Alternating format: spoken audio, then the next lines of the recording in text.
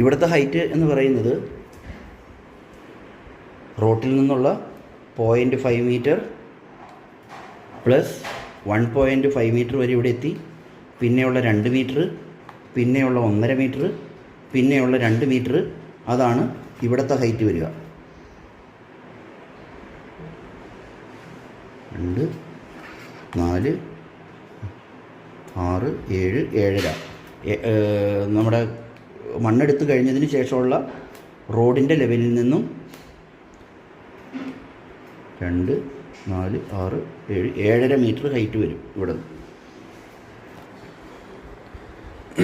അതിനുശേഷം ഹാളിൻ്റെ സൈഡിലൂടെ 4 മീറ്ററിലുള്ള റാമ്പ് ഏറ്റവും ടോപ്പിൽ വരെ നമുക്ക് കടന്നു പോകണം.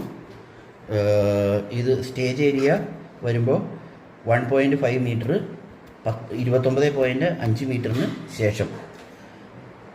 അതിനുശേഷം സ്റ്റേജ് 5 മീറ്റർ വരും. 5 മീറ്റർ സ്റ്റേജിന് ശേഷം ഈ ഏരിയ 18 മീറ്റർ. പക്ഷേ ഈ ഹൈറ്റ് എന്ന് പറയുന്നത് 6 മീറ്ററാണ്. അതുകൊണ്ട് ഇവിടുത്തെ സ്ലോപ്പിൻ്റെ ഡിസ്റ്റൻസ് 2 മീറ്ററായിട്ട് നമുക്ക് നിലനിർത്തണം. അതായത് ഇത്രയും ഹൈറ്റ് ഉള്ളതുകൊണ്ട് ഇത് മണ്ണിടിയാതിരിക്കാൻ വേണ്ടിയിട്ടാണ് 2 മീറ്റർ സ്ലോപ്പ് 6 മീറ്റർ ഹൈറ്റിൽ വരുമ്പോൾ. ഈ സൈഡിലും 1.5 മീറ്റർ സ്ലോപ്പ് 1.5 മീറ്റർ സ്ലോപ്പ്. ഇത് കൂടാതെ ആദ്യത്തെ set back 1.5 metre slope, 4 metre road, 1.5 metre slope. അതിന് ശേഷമാണ് ഈ പോർഷൻ വരിക.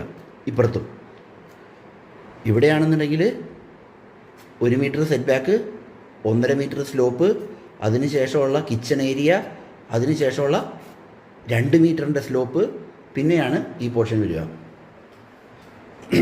ഇവിടെ നമ്മൾ ഈ സ്പേസ് ഒഴിവാക്കിയിട്ടിരിക്കുന്നത് വാട്ടർ ടാങ്കിന് വേണ്ടിയിട്ടാണ്.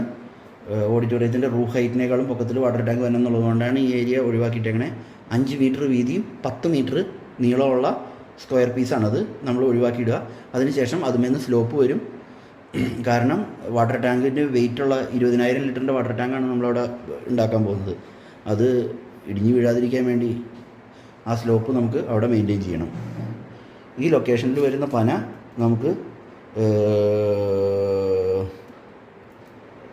മണ്ണ് നീക്കം ചെയ്യുന്നതിന് തൊട്ട് മുമ്പായിട്ട് JCB വെച്ച് കുത്തി താഴെയിട്ട് അത് ഒഴിവാക്കണം. ഇലക്ട്രിക്കൽ പോസ്റ്റ് സേഫാക്കി നിർത്തണം. റബ്ബർ ഷെഡ് സേഫായിട്ട് നിർത്തണം. ഇവിടെ നിൽക്കുന്ന ഒരു പാഴ്മരം അതങ്ങനെ തന്നെ നിന്നോട്ടെ. ബോർവെല്ലിനെ സേഫായിട്ട് നിർത്തണം. ബോർവെല്ലിൻ്റെ ഏരിയ മണ്ണെടുക്കുമ്പോൾ ഇവിടെ കെട്ടിയിട്ട് വേണം, കയറിട്ട് കെട്ടി പമ്പിനെ സേഫ്